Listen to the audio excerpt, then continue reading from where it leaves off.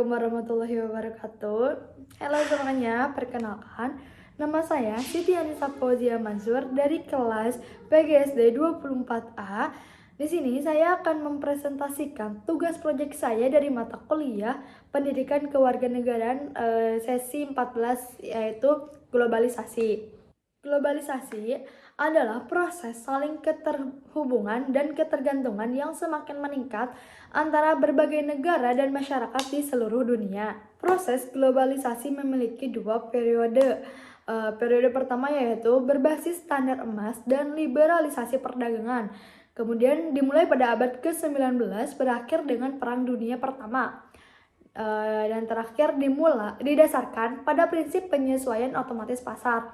Kemudian periode kedua yaitu dimulai setelah Perang Dunia Kedua dengan dominasi neoliberalisme, dan kedua ditandai dengan perjanjian perdagangan bebas seperti GATT, WTO, NAFTA, dan UE.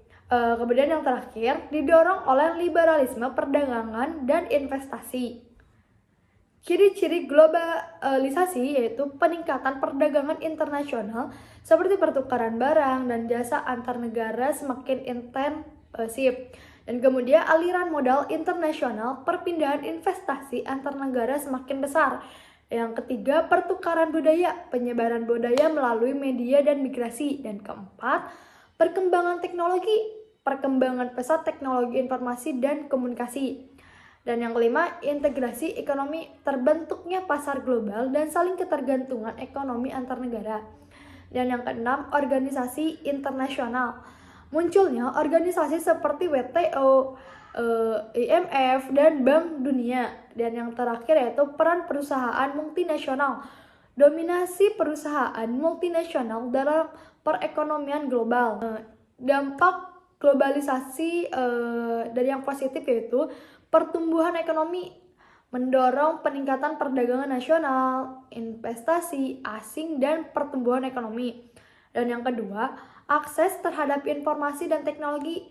Internet dan teknologi informasi lainnya memudahkan akses terhadap informasi dari seluruh dunia. Dan yang ketiga yaitu pertukaran budaya, memperkaya budaya melalui pertukaran ide, seni, musik, dan makanan. Hal ini mendorong toleransi dan pemahaman antar budaya. Negatifnya, satu, ketimpangan sosial seringkali memperbesar kesenjangan antara kaya dan miskin baik dalam skala nasional maupun internasional. Dan yang kedua, ancaman terhadap budaya lokal. Budaya lokal dapat terkikis oleh dominasi budaya populer dari negara-negara maju. Hal ini dapat menyebabkan hilangnya identitas budaya dan tradisional. Kemudian yang terakhir, eksploitasi sumber daya alam.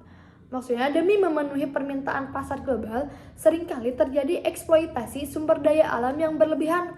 Hal ini dapat menyebabkan kerusakan lingkungan dan perubahan iklim. Faktor yang mendorong globalisasi yaitu liberalisasi perdagangan, seperti penghapusan hambatan perdagangan, terus perkembangan teknologi, kemudahan komunikasi dan transportasi. Yang ketiga, globalisasi ekonomi, integrasi pasar global. Terus yang terakhir, globalisasi ekonomi, kebijakan pemerintah yang mendukung globalisasi. Sekian dari presentasi saya, kurang lebihnya saya minta maaf. Wassalamualaikum warahmatullahi wabarakatuh. Bye-bye.